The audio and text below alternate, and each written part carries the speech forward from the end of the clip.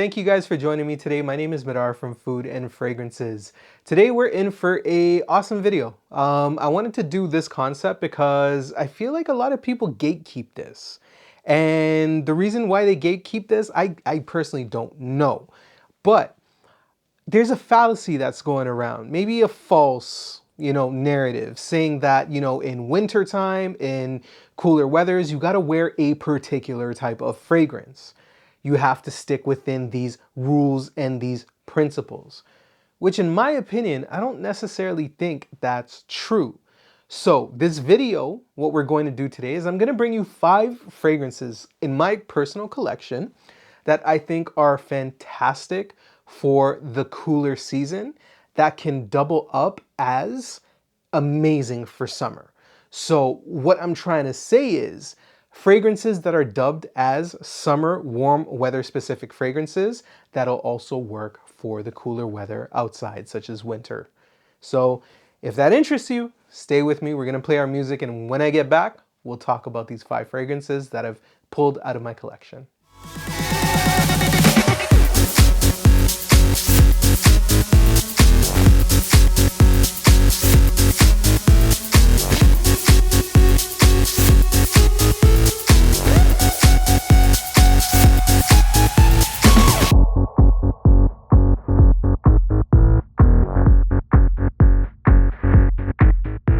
Welcome back, welcome back, welcome back. You know, the one thing that I love is the new intro that I have because, it kind of gets you pumped up. It kind of gets you ready for, whatever we're about to talk about. So I'm hoping you guys are liking the new intro. Anyways, I digress. So again, today's topic, we're going to be talking about fragrances that kind of have that narrative of being a summer exclusive only type of fragrance, which in my opinion, doubles, triples, quadruples up as a wonderful cool weather fragrance, such as a winter fragrance. So without further ado, I guess let's jump to our first fragrance. So our first fragrance that we're going to be talking about is from a house that I talk about quite a bit. I really do like them. Always sample. Anything that I bring up in here, always sample. I'll probably have some links down there, which you're more than welcome to click and grab a couple samples of. You'll get a discount code if there's one available. But I'll be talking about Clive Christian's Crab Apple Blossom. Now, Clive Christian's Crab Apple Blossom is a fun fragrance. Some will say it leans slightly more feminine. Some will say this is an exclusive to summer. I think if you just want a mood uplifting fragrance, this is a fragrance that you should get your nose on. You got notes of like a cocktail in here, like a mojito. You got some wonderful, juicy, aquatic notes in here. You got a beautiful rhubarb note in here. In my opinion, this is just a wonderful, uplifting summer type of fragrance, which in my opinion, when the cooler weather hits you and this kind of, comes off of your skin, gets a little bit in the air, absolutely wonderful. People will ask what you're wearing because it has a uniqueness to this type of fragrance that really doesn't smell like too much that's out there. And it's just, again, a very fun, uplifting fragrance. You're wearing something that's a little bit happy, a mood changer, uplifter. People will want to be around you because you're kind of bringing that type of energy around, and people like that. I think it's a very compliment-friendly fragrance. It's not something that will clear out a room. The projection and kind of the sillage of this fragrance, it leaves a beautiful trail, but it doesn't project too heavily off of your skin, and it lasts a pretty decent amount of time. It's a Clive Christian, so the longer you wear it, the more it develops. But super fun fragrance. It's sort of like you're wearing a cocktail. Very social, very fun, very inviting in my honest opinion. And with the cool air hitting it and pushing it a little bit further out in the air, I think this is just a pleasantly fun fragrance to kind of just be around, whether it's you wearing it or somebody else. So get your nose on Clive Christian's Crab Apple Blossom. I was about to say crab apple bottom, but it's not that type of video. Anyways, we'll move on to our second one. Now, the second one is one of my personal favorites. And the crazy part is, it's not a niche, it's not an artisanal fragrance, it's actually a designer fragrance. Yeah, surprising. People who know me, I don't necessarily like designers too much because it feels like they're just kind of battling for the same type of DNA and nobody's really kind of taking the advantage there. However, this is a fragrance, in my honest opinion, that dethrones quite a few of the niche fragrances in my collection just for my own personal enjoyment. And this is a beautiful warm weather fragrance, a beautiful summer spring fragrance, but in my honest opinion, I think this works extremely wonderfully in the cooler weathers. And this is Hermes H24 Eau de Parfum. And the reason why I really, really, really enjoy this fragrance is there's this metallic note to it. There's a greenness to it. You get some clary sage in there, but there's this metallic note to it. And I have it on my hand here because I loved it. Like, I love this fragrance. And it's the aromatics from here. It's lightly spiced, but you get this beautiful metallic note, which works amazing in cooler weather. I feel like the metallic note gets this additional sharpness that comes off of your skin. I think it's very clean leaning. It's not something that's heavy or dense, but you feel clean. You feel fresh wearing this. You feel kind of like you almost just hopped out of the shower, regardless of what you're, where you're at, what you're wearing. It's an absolutely fun fragrance. And the reason why I like this as a designer over a lot of other fragrances is because a lot of designers don't have this type of feeling, this type of craftsmanship, blendability when it comes to, a greener like fragrance. H24 EDP, I think in my honest opinion, could be one of my favorite designers all time. And I'm not including like the, like the Privés or like the higher end designers, but more so of like the ones that are in this price range or accessible, like this would be. In my opinion, I think this is one of my favorites. And this, I don't think this could ever leave my collection. I think it's just an absolutely wonderful fragrance, and it's really cool to kind of overspray this and just enjoy sitting in, the scent bubble that you're in. I think, in my opinion, same ways, I don't think it necessarily projects too far unless you overspray. I think there's a lightness to it, there's an airiness to it, there's aromatics to this that kind of push the sillage a little bit and leave a beautiful scent trail. And again, the scent trail, in my opinion, is a little bit more personal than inviting, but still, I still think it's inviting. I still think it's a nice social fragrance. It's just, I think in comparison to Crab Apple Blossom, this one will be a little bit more of a personal enjoyment than a mass appealing enjoyment. But either way, I think it's super, super friendly. And this, in my opinion, it should be readily available at, wherever they sell fragrances in your respectable, country, state, province. So get your nose on it and really allow it to do its thing before you judge it. Because the metallic note could be something that kind of, sets you off, but I just love it. I just think it's so unique and it's just so fun. So yeah, H24 by Hermes, EDP. Now we'll move on to the next one. So the next one that I'm going to introduce to you, the third fragrance, is from a house that I really, really like, but has longevity issues in my honest opinion. Longevity meaning that it doesn't last. It turns into a skin scent fairly quickly. However, I found that this particular fragrance, which was actually a newer discovery for me from this house. And after doing some research, even the perfume guy, Sebastian, he raved about this fragrance quite a bit, and I agree with him. This is from the house of Penhaligons, and this is Savoy Steam EDP. Now, this is such a good fragrance. In my opinion, this is calmness personified. You're gonna get a wonderful eucalyptus note in here. You're gonna get a wonderful tea note. I love tea fragrances. And to me, this is just comfort in a bottle. Now, works amazingly well in the summer seasons. You know, the same, think about the same type of feeling as like a oolong cha, you know, kind of a neroli outre noir. Not saying it's the exact same fragrance at all, because the eucalyptus is what really kind of like separates this fragrance from a whole bunch of other things.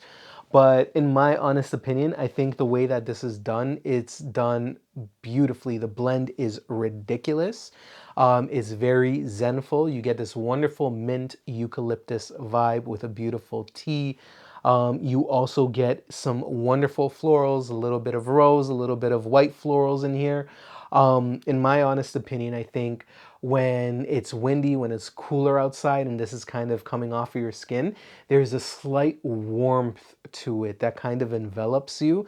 And not necessarily going to say that this is a fireplace or is going to warm you up or anything like that, but it still gives you a wonderful sense of coziness and comfort that works well in multiple seasons. This is Penhaligons, and needless of saying, you know what, maybe some of the fragrances don't last, or whatever the case may be. Penhaligons has a wonderful lineage of blending fragrances very appropriately, very meticulously. And again, Savoy Steam does not fail in that regard. I just love this this blend. And to me, this one lasts. This one lasts a pretty decent amount of time. I'd say about 5 to 6 hours, maybe plus. Again, you don't have to be too heavy on the sprays, but this is something that will be noticeable. I think if you go 5, 6 sprays on this, especially when it's cooler outside, you got some layers going on, you'll personally enjoy this. People around you will personally enjoy this. This, to me, I think would be a compliment magnet. It's almost like a spa-like experience for you and people around you. I think this is perfect for just coziness, intimate setting, you know, with friends, with family, things like that. It's a absolute wonderful, divine fragrance in my honest opinion. It's just, yeah, I can't say nothing but good things about this. This could be on my top list of my favorites from Penhaligons, so definitely get your nose on it and let me know what you guys think. Cool? Now, before we get into the fourth fragrance, I do want to say, please make sure that you guys are liking, sharing, subscribing, and commenting on the videos, guys. Interactability is one of the best things for YouTube, and it helps me a lot. So let me know what your scent of the day is. Let me know what maybe some fragrances you think would cross over particularly well from summer to winter. I would love to hear from you guys, and please drop your thoughts and opinions, whatever the case may be. Anyways, coming in at number 4, and this, when we go from 1 to 5, the later we get in the video, so the fourth one would be, like, in my opinion, I think the second best on the list, and the next one would be the best on the list, and, you know, do the math. Yes. Anyways, number 4, ironically, is labeled as number 4 on the bottle, and this is from the house of Ormonde Jayne. This is Montebaco Intensivo. This is a beast in summer. This is wonderful in winter. What a treat of a fragrance this is. It's clean. It's so well put together. This is a fragrance that, you know, you look at somebody and you say, damn, they got their shit together. And honestly, you know, with the simplicity of the bottle, the way the bottle holds and stuff like that, that I love, that's kind of what it feels like. It feels like a beautiful, clean wearing experience, and it really is. A note that really got to me in this fragrance was the mountain air note. And you get a wispiness with this, alongside, you know, the rest of the composition. You know, in my honest opinion, I think what this fragrance does extremely well is it blends a whole bunch of florals, citruses, you get, you know, some woody aspects. The aromatics of this fragrance, I think, is done absolutely phenomenal. Probably one of the better blends in this list, in my honest opinion. But it's tranquility in a bottle with cleanliness. Um, you know, you get you in my opinion, you don't get too much of a tobacco note in here, but it is slightly faint. You got the ISOE Super in here. Again, in my honest opinion, I think the florals, you got some beautiful, beautiful lighter compositions that blend extremely well. Nothing will kind of poke out at you. But this is just a well put together fragrance. To me, if you're wearing something like this, especially in the wintertime when it, you know, comes off of your skin, projection, sillage, even longevity. Longevity is, you know, really, really good on this. A plus, in my opinion, hours.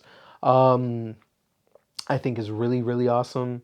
But when people smell this on you, you know, you kind of garner a little bit more respect, a little bit more nuance, a little bit more purpose. I think, you know, it's an absolutely wonderful scent, very inoffensive, compliment heavy, compliment magnet heavy. You know, if people are giving you compliments on your scents, this is definitely something, in my honest opinion, that I would go out on a limb and say this might be a must-have. Like, you got to, even if it's a small bottle like this, you got to have this kind of loitering in your collection, because more often than not, you're going to come back to this.